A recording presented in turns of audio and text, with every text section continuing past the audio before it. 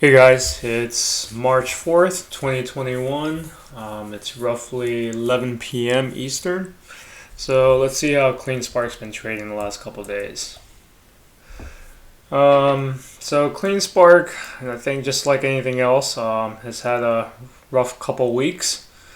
I know for other stocks I've been covering, if you're familiar with the channel, NNDM has been on a downtrend since February 2nd. So it's been about a month for them. Um, CleanSpark, yeah, it's been going down quite a bit itself, mainly due to market influence. As you guys can see here with the markets, everything's pretty much red globally. It's been like that for a while. You can see how the NASDAQ has been going down last several days, 2 weeks, and everything's red here. So it's not really anything very specific to CleanSpark. In fact, I think the company is performing pretty well, in my opinion. And again, guys, I'm not a financial advisor or professional trader. Just some dude sharing his thoughts. As far as CleanSpark goes, I'm not really sure yet where the market is. I'm from what I saw in NNDM, there has been a shift in the how the slope of the price decline is starting to slow down. For here, you can see with CleanSpark, we found some support at $22. Let's see if there's anything beyond that for us. So we may touch this yellow line here, which is the 100 EMA on a daily time frame. So I would expect that maybe to happen, and that's around the $20 mark. So we may touch it and then bounce right back up. So if you guys are looking for a quick an intraday trade, that may be something possible. Because by the looks of this candle, that is a pretty wide-bodied candle that doesn't look like it's ready to go back up yet. But we'll see how that goes, because the market can change, but I don't really see much in that manner. But at least you can see here that it is, things are slowing down.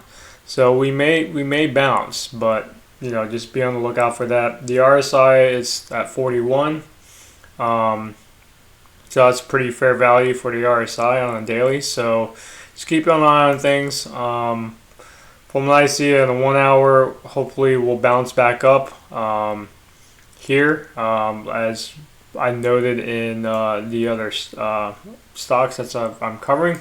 You can see here that in pre-market, when it opened,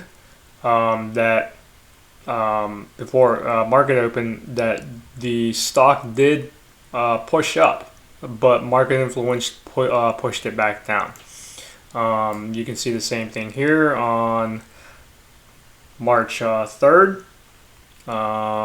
Same thing here. So there is kind of been a pattern here. It's been going up, and then as soon as the near market is opening, then it closes, but it rose back up.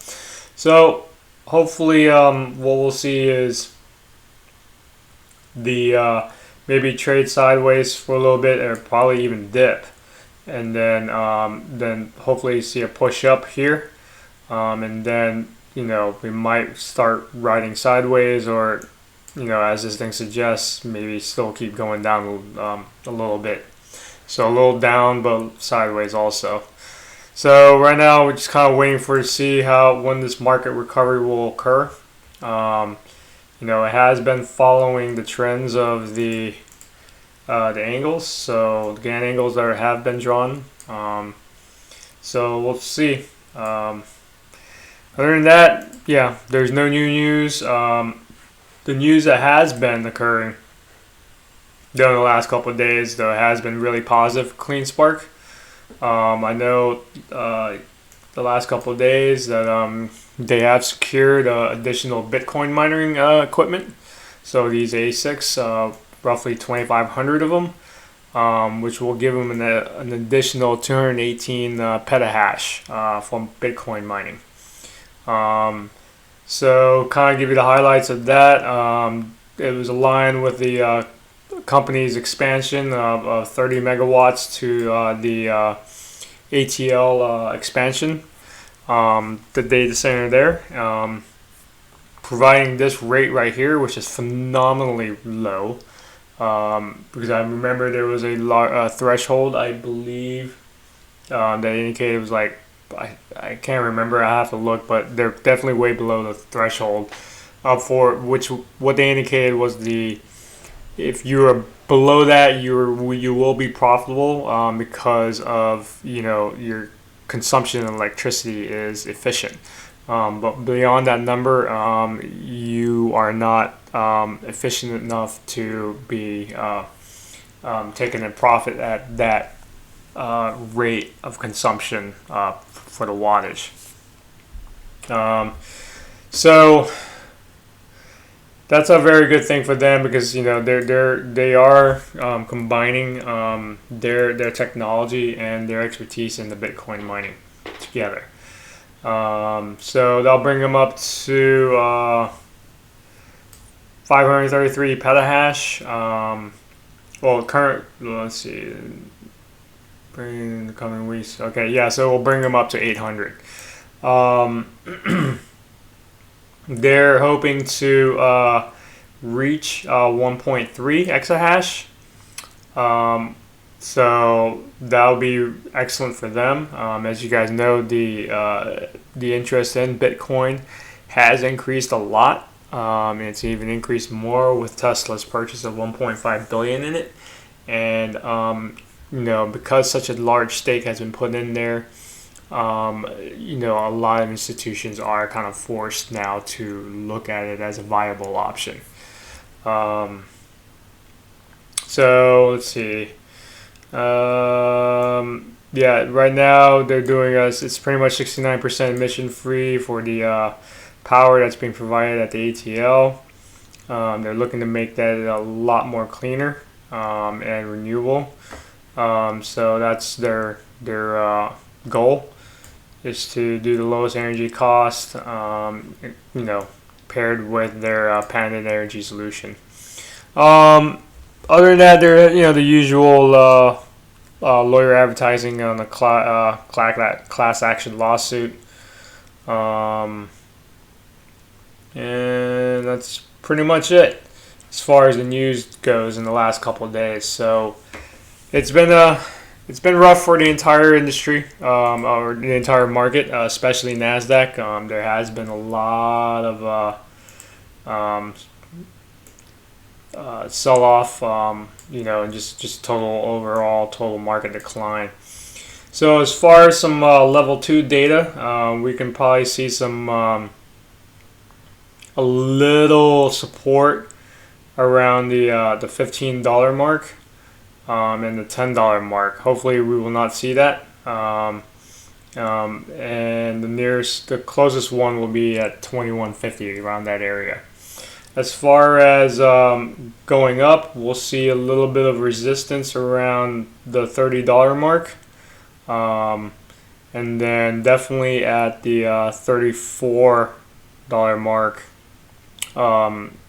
So the thing is, I've learned is that these do appear, but they tend to disappear all of a sudden sometimes. But if you do have support and resistance lines drawn, it tends to be a little more accurate. So as far as price action goes, I'm expecting to either go sideways or continue this Gann angle down. Hopefully we'll continue sideways, as suggested by the 1 hour. We may dip a little bit and then come back up. So other than that, guys, we're really kind of just under the influence of the market. It's a global thing, and hopefully we'll start to see some relief soon. Because I know some people are getting quite nervous and everything, but I do have a position in this company, and I'm holding because I know the company is good, and they're showing a lot of signs of improvement. And from last time I heard, they're gonna be, uh, EBITDA profitable this current quarter. So, um, or the first quarter. So, we'll see how it goes, but I believe that this company will pull through this. Like I was saying, with the fundamentals, there really has been anything new or detrimental to the company. So this is more a whole global impact for a lot of companies, as you saw with the heat map and everything.